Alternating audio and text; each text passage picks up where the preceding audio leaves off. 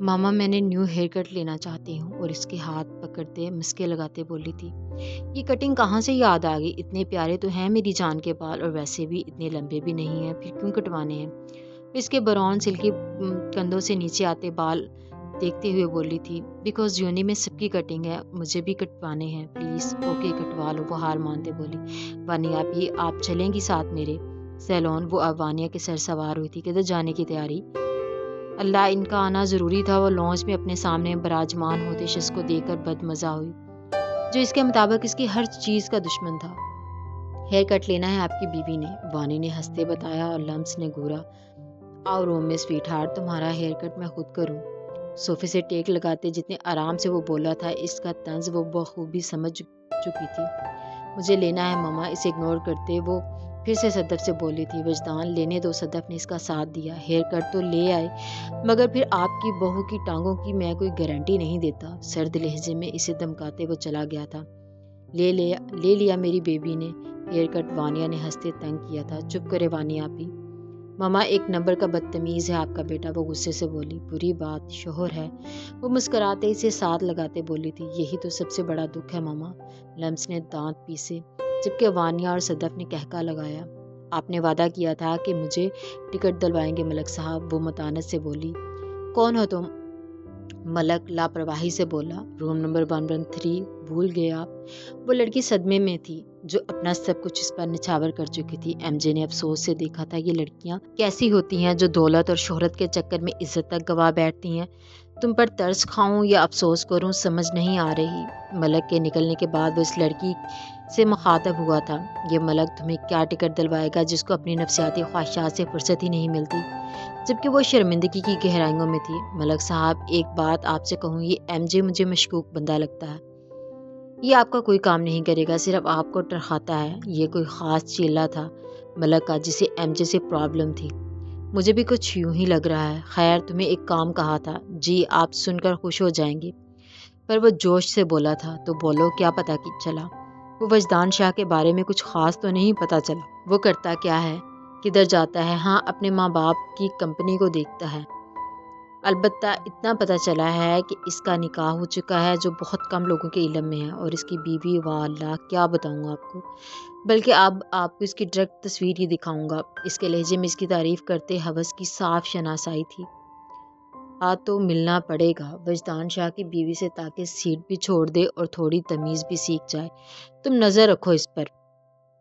मलक ने मुस्कुराते अपनी कलफ लगी मूंछों को ताव दिया था, जबकि इस तरह करते वो जहर लग रहे थे। तुम कब तक ये सब सीक्रेट रखोगे? एमजे परेशान था। अभी नहीं, बिल्कुल भी नहीं, मेल चेक करते कहा। वाजिया वार्निंग दी थी।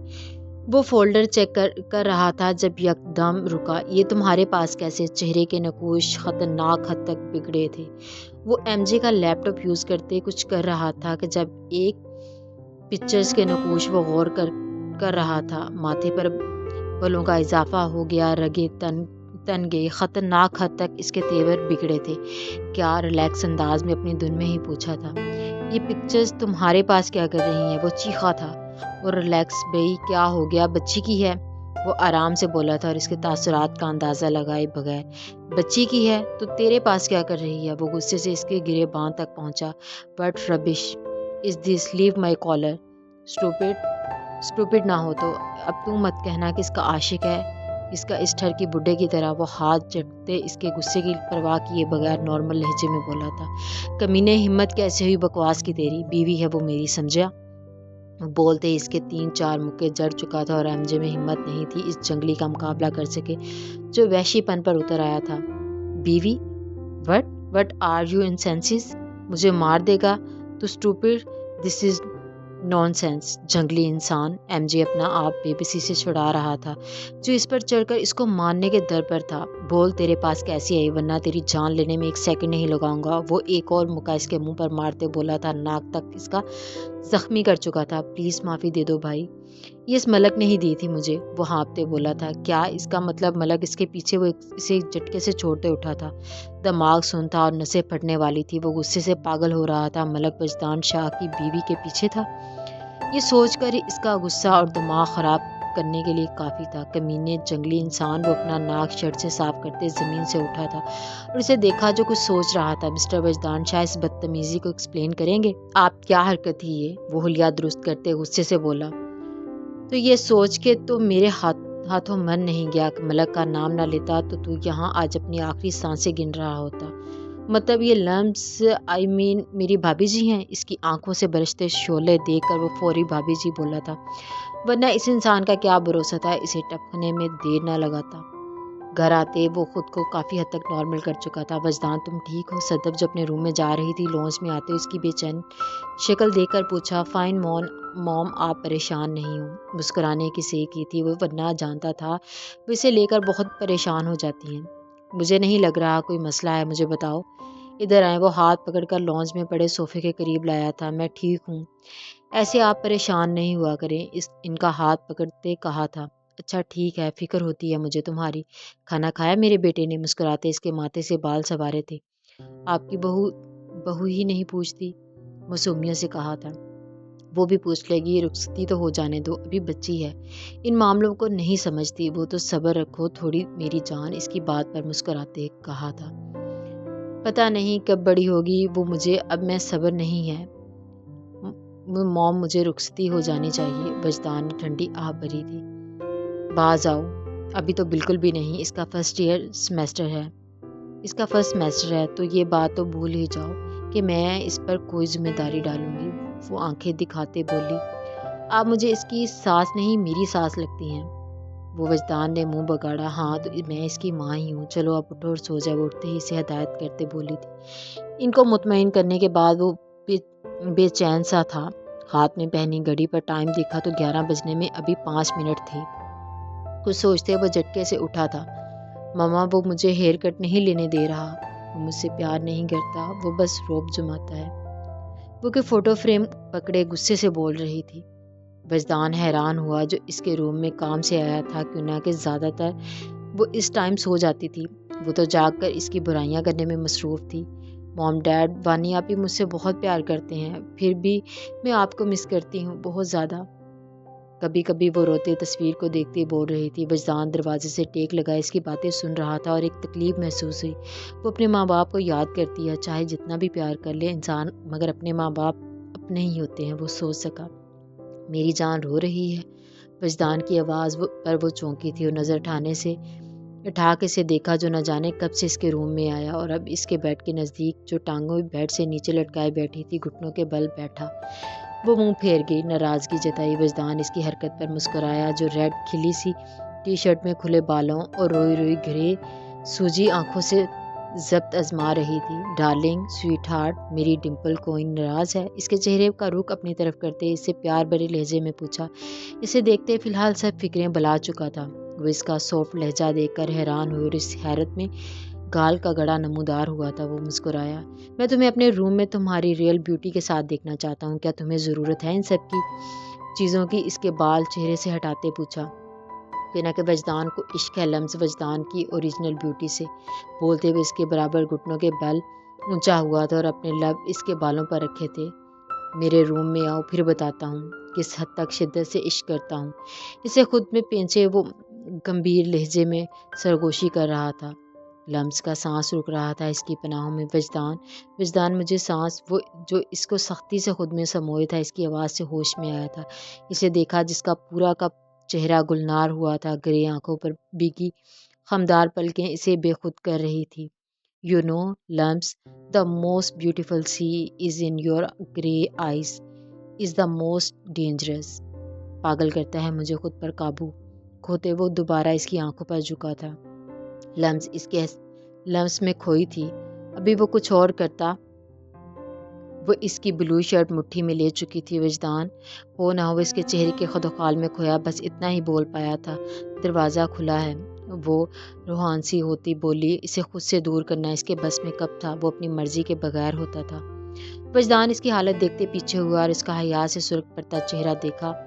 رونا نہیں اب، اس کے ماتھے پر محبت بری مہر ثابت کی تھی۔ بامشکل اس کے سحر سے وہ آزاد ہوتے اٹھا تھا، جو اس کے انتہائی مشکل لگ رہا تھا، اور مزید کچھ کرنے سے پہلے وہ روم سے نکلتا چلا گیا۔ پیچھے لمس ابھی بھی اس کے پرفیوم اور احساس کو خود میں محسوس کرتے جی جان سے شرمائی تھی۔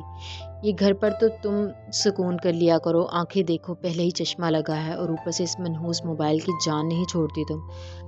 گرینی بس تھوڑا سا کام ہے، آپ کو کچھ چاہیے؟ مریم نے اپنے کمرے میں انہیں بیڈ پر بیٹھتے دیکھا، کہا پھر اسے اپنے کام میں مصروف ہوگی۔ نہیں، تمہارے پاس وقت ہے میرے لیے؟ وہ غصہ تھی کافی۔ یہ ایک چھوٹا سا کمرہ 4 کمروں پر مشتمل گھر تھا جسے کافی خوبصورتی سے ڈیکوریٹ کیا تھا، جہاں مریم اور اس کی دادی رہتی تھی۔ اس کے والدین کی ڈیتھ ہو گئی تھی اور اب وہ دونوں ہی ایک دوسرے کا سہارا تھی۔ آپ ناراض بھی ہوتی ہیں؟ وہ گال کھینچتے بولی۔ مکھن نہیں لگاؤ اب مجھے۔ مطلب صاف تھا، وہ نہیں ماننے والی۔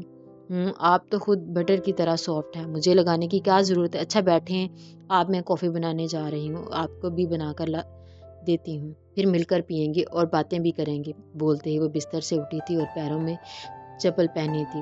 اے مریم، میرے لیے وہ اپنا کالا پانی نہ لانا، تم مجھے بس 1 کپ چائے ہی بنا دینا۔ تم ہائے ہائے، کالا پانی نہیں، کافی گرینی۔ وہ ہنستے باہر گئی تھی۔ اس کے جاتے ہی وہ سوچ ہوئی تھی۔ چائے پینے اور کچھ باتیں کرنے کے بعد اب وہ بستر پر لیٹی تھی اور اس دن کا واقعہ سوچ کر جھجری لی تھی۔ اگر وہ نہ آتا تو کچھ سوچتے۔ وہ FB پر کسی کو سرچ کر رہی تھی، جب ایک پوائنٹ پر رکی، اکاؤنٹ کھولے۔ وہ اس کی پروفائل گھوری تھی جہاں کچھ خاص انفارمیشن نہیں تھی۔ ان آر ریلیشن شپ۔ وجدان شاہ، تم کتنے کو ریلیشن شپ میں ہو؟ وہ بڑبڑائی تھی۔ اس کے نزدیک سیاست والوں کا امیج کچھ زیادہ ہی خراب بنا تھا۔ فارماسیوٹیکل انڈسٹری میں بیک سائٹ سے داخل ہوئی تھی۔ شش، آرام سے، وہ کیمرہ مین سے بولی تھی۔ تم یہیں رہو لڑکے، میں خود ہی ہینڈل کر لوں گی۔ سب سے پہلے اپنے چینل پر دکھائیں گے اور اس طرح ہماری ریٹنگ بھی جلد بڑھے گی۔ آنکھوں میں چمک لیے وہ بولی۔ وہ صبر جھانسی کی رانی، میں چلتا ہوں، ریٹنگ کے چکر میں جان سے نہ چلی جانا۔ کیمرہ مین کو غصہ آیا تھا جو زیادہ چلاک بن رہی تھی۔ کچھ آوازیں سنتے اس نے چپ رہنے کی آنکھیں دکھائیں۔ جی سر، یہ اسٹاک تیار ہے، میڈیکل ریپ والے بھی ساتھ ہیں، آپ فکر نہ کریں۔ ہاں نہیں، کوئی نہیں، وہ بھی ساتھ ملے ہیں۔ وہ جو کوئی بھی تھا فون پر مگن انداز میں بتا رہا تھا۔ اوچ! جب آگے بڑھتے ہی وہ ایک بھاری رولر کمپریشر سے ٹکرائی تھی۔ فون کرنے والا بندہ ٹھٹکا تھا۔ دیکھ وہاں کون ہے، جانے نہ پائے، وہ اپنے بندے سے بولا۔ کیمرہ مین بھاگ چکا تھا اپنی جان بچا کر، اور جھانسی کی رانی وہیں کہرا رہی تھی۔ تم یہاں کیا کر رہی ہو پاگل لڑکی؟ اسے غصے سے اپنی طرف کھینچا تھا۔ اس آدمی کے آنے کے پہلے کوئی وہاں آیا تھا جس نے اس کے منہ پر بھاری ہاتھ رکھ کر چیخ روکی تھی۔ کون ہے یہاں؟ وہ آدمی وہاں دیکھنے آیا اور گرد مشکوک نظر سے دیکھ رہا تھا۔ وہ ساری جگہ چیک کر رہا تھا، کچھ خاص نظر نہیں آیا۔ وہ چھڑواتے آوازیں نکال رہی تھی۔ اس کے ناخن مارتے ہاتھ بھی اپنے ایک ہاتھ کے قبضے میں لے کر منہ بند رکھو۔ وہ آنکھیں دکھاتا آہستہ آہستہ آواز سے گھر آیا۔ اس شخص کے جانے کے بعد اس نے ہاتھ ہٹایا، اس بے وقوف کو دیکھا۔ یہ کیا بدتمیزی ہے، ہاتھ ہٹاؤ۔ نہیں، تمہیں چھوڑو۔ غصے سے اس کے ہاتھ اپنی کمر سے ہٹائے تھے۔ تمہیں پتہ بھی ہے یہ کس جگہ کھڑی ہو؟ کیا ہوتا ہے یہاں؟ 1 سیکنڈ میں تمہارے ساتھ کیا ہو سکتا ہے جانتی بھی ہو؟ کمر سے ہاتھ ہٹاتے وہ اسے دیوار سے لگا چکا تھا اور خوف زدہ کرنا چاہا۔ سٹ ان یور لمٹس، جاہل انسان۔ وہ ہاتھ ہٹا رہی تھی۔ اس شخص کا روب دیکھ کر مریم کو غصہ آیا۔ سنا تھا لمبے لوگوں کی عقل گھٹنوں میں ہوتی ہے، آج پتہ بھی چل گیا۔ سر تا پیر دیکھتے سے سلگایا۔ کیا مطلب ہے تمہارا؟ وہ آہستہ سے چیخی۔ ہٹو پیچھے پینڈو، اس کے حلیے کو دیکھتے کہا، جو شرٹ کے آگے سے بٹن کھولے، لاتعداد بازو میں پہنے بینڈ اور پھٹی جینز میں کافی بڑی ہوئی داڑھی میں اس پر پورا جھکا تھا۔ یہ تمہیں میں پینڈو کہاں سے لگا؟ وہ اپنے آپ کو اس حلیے میں ہیرو سمجھتا تھا اور وہ پینڈو کہہ رہی تھی۔ ہٹ جاؤ پیچھے، مجھے اس جگہ کا پتہ چلا ہے، یہاں خراب میڈیسن بنتی ہے، تم بھی انوالو ہونا اس میں۔ ان سب کے چشمے میں آنکھیں سکڑی تھی۔ تو تمہیں کیا کرنا ہے؟ بنتی ہے تو بننے دو، چلتی بنو یہاں سے، بے وقوف، سارا پلان خراب کر دے گی، دانت پیسے۔